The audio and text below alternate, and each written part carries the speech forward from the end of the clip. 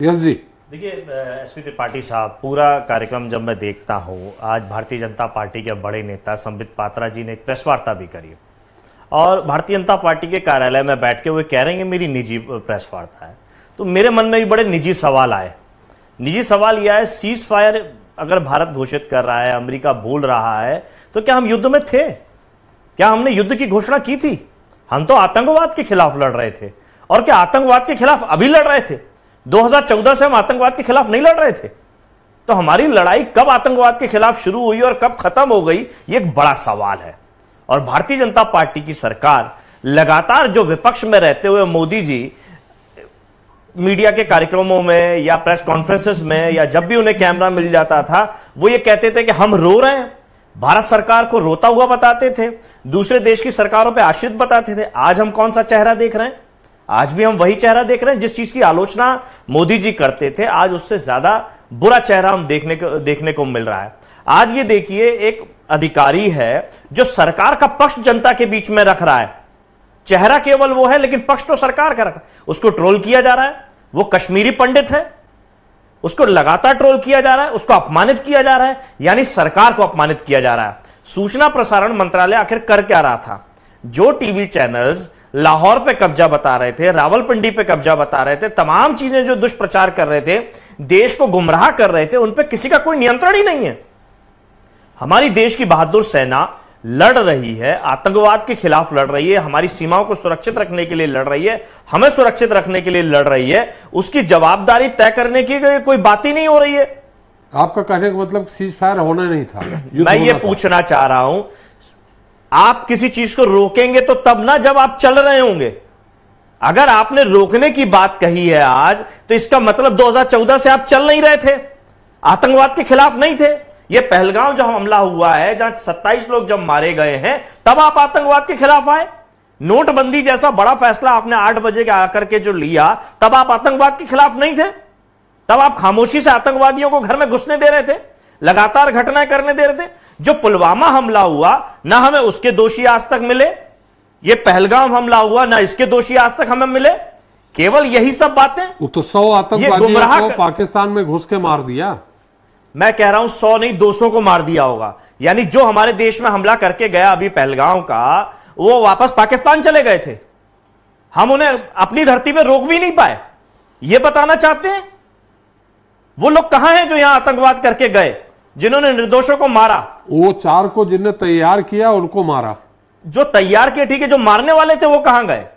जो हमारे paramilitary forces को जिनको ने मारा था पहलगांव में, जिसके चुनाव को लेकर के वोट तक मांगे गए भारतीय जनता पार्टी ने, वो लोग कहां हैं? वो दोषी कौन है? आखिर अंदर आ कैसे गए? किसने घुसने दिया? वोट मांगा? किसकी कमी? पहलगांव की घटना को लेकर वोट मांगा? पुलवामा के हमले को लेकर के मांगा। ये पहलगांव को लेकर के भी तमाम आप पोस्टर होर्डिंग्स देख लीजिए। भारतीय जनता पार्टी किस तरीके से उत्साहित दिख रही है, जैसे पता नहीं क्या कर दिया हो, जब पूरा देश एक साथ खड़ा है। विपक्ष ने अपना क्लीन समर्थन दे के रखा है कि कड़े से कड़े फैसला लीजिए। माननीय अखिलेश यादव जी ने जल नीति के लिए भी कह दिया कि अगर आप जल पर प्रतिबंध लगा रहे हैं, जैसे भी लगाएंगे हम आपके साथ हैं। आप जो भी कार्रवाई करेंगे, भारत सरकार के हम साथ में हैं, भारतीय सेना के हम साथ में, उसके शौर्य पे हमें किसी तरीके की शंका नहीं है। फिर ये जो चीजें हो रही हैं कि अमेरिका हमारे लिए बता रहा है कि हम क्या निर्णय ले रहे हैं, हमारे प्रधानमंत्री जी मौन है। और क्या दिखाया गया था माहौल 22 तारीख के बाद, कि जो उनका विदेशी कार्यक्रम है छोटा करके आ गए हैं, अब ये होने वाला है, फलाना होने वाला, ठिकाना। क्या हुआ? सीधे चुनावी रैली में चले गए। क्यों? ऑल पार्टी मीटिंग से आपने 2-2 ऑल पार्टी मीटिंग्स हो गई, किसी में प्रधानमंत्री जी नहीं आए, कोई जिम्मेदारी तय करने वाला नहीं है। और आज 8 बजे भी जो आ रहे हैं, वो 8 बजे भी आ रहे थे, जिस तरीके से नोटबंदी का संदेश लेके आए थे, किसी को कुछ नहीं पता था, ना बाद में कोई जिम्मेदारी लेने को तैयार था। क्या उसी तैयारी के साथ दोबारा 8 बजे आ रहे हैं? 8 बजे अब क्या आ रहे हैं क्या नहीं वो देख लेंगे। यस जी। मुझे लगता है एसपी त्रिपाठी साहब, जिस तरीके से पाकिस्तान के साथ चीन ने अपना स्पष्ट रवैया कर दिया है कि हम पाकिस्तान के साथ में हैं, तो हमें भी अपना स्पष्ट रवैया रखना चाहिए। चीन और पाकिस्तान के साथ में दोहरे मापदंड के साथ काम नहीं चलेगा।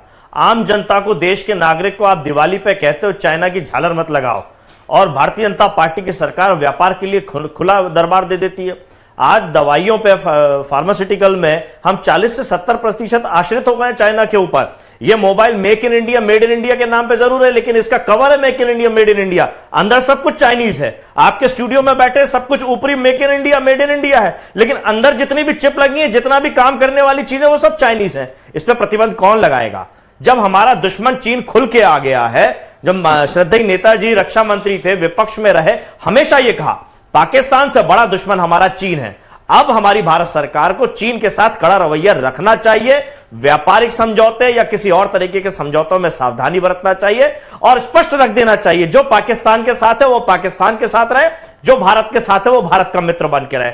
दुश्मन के साथ दुश्मन जैसा व्यवहार हो, ये डबल नीति के साथ में काम नहीं होना चाहिए, बड़ा घातक है। दूसरी बात, जो पाकिस्तान के साथ में बात चल रही है, पाकिस्तान के साथ हमने खोया क्या और पाया क्या? सीज फायर आप करें या ना करें, लेकिन सवाल ये उठता है कि देशवासियों को क्या मिला? केवल आपने एक बड़ा आडंबर बना दिया, गोला बना दिया, उस गोले में धोखे के अलावा कुछ नहीं। उनके एयरबेस काफी कुछ डैमेज हुए हैं। उनके 100 आतंकवादी, जो देश कह रहे हैं 100 आतंकवादियों को ढेर कर दिया है, 40 जवान उनके ढेर हो गए हैं। ये एक जवाब नहीं है तो क्या है? तो आप सीजफायर मान क्यों लिया आपने? एक मिनट फारूक साहब, एसपी त्रिपाठी साहब, मैं ये जानना चाहता हूं, विदेश मंत्रालय का एक अधिकारी जो भारत सरकार का है, वो केवल भारत सरकार की जानकारी भर दे रहा है। कौन सी ट्रोल आर्मी है जो उनको नालायक बताने की कोशिश कर रही है, उनकी निगेटिव इमेज बना रही है? कौन लोग हैं वो? दूसरी, आपने एक सवाल पूछा था, युद्ध चलेगा, जमाखोरी होगी। जमाखोरी कौन लोग कर रहे हैं? अभी भी करना शुरू कर दी थी। नियंत्रण नहीं है हमारी सरकारों का। ये जमाखोरी करने वाले लोग, सरकार के संरक्षित करने वाले लोग और भारतीय जनता पार्टी से मिलीभगत करने वाले लोग निकलेंगे। क्यों नियंत्रण नहीं है? जब हम विपक्ष के लोग खुला समर्थन दे रहे हैं, बिना किसी कंडीशन के दे रहे हैं, आज भी दिल से दे रहे हैं, मन से दे रहे हैं, देश के साथ खड़े हर व्यक्ति खड़ा हुआ है, लेकिन नियंत्रण आपका नहीं है। आप विपक्ष को कोसते हो। आपने जमाखोरी की बात कहां से ले आए कि कहां जमा? आपने बात की थी अगर युद्ध चलेगा तो जमाखोरी होगी, कालाबाजारी होगी, कालाबाजारी और महंगाई आपने कही थी। महंगाई बढ़ी, बाकी नहीं कहा मैंने। कालाबाजारी नहीं कहा, जमाखोरी नहीं कहा। हमने कहा महंगाई बढ़ेगी। महंगाई बढ़ेगी, कालाबाजारी बढ़ेगी नहीं बढ़ेगी, आप सहमत हैं इस बात से? नहीं, कालाबाजारी पे नहीं, महंगाई बढ़ेगी, इस बात से सहमत है। कालाबाजारी नहीं बढ़ेगी, आप इस बात से असहमति रखते हैं? हमसे क्यों असहमति? नहीं, आप मार्केट को मुझसे बेहतर जानते हैं। आप मार्केट को मुझसे बेहतर जानते हैं, प्रशासन को मुझसे बेहतर जानते हैं। क्या प्रशासन का नियंत्रण है? चाइनीज झालर बेचने के लिए आप जिस तरीके का प्रतिबंध लगाते हैं, क्या आज भी प्रतिबंधित पॉलिथीन नियंत्रण कहां? मेरा निवेदन है, क्या आज भी प्रतिबंधित पॉलिथीन मार्केट में अवेलेबल है या नहीं है? खुले मन से आप किसी भी मार्केट में चले जाइए। और ये आतंकवादी देश के अंदर घुस गए और आज भी हम उन्हें पकड़ नहीं पाए।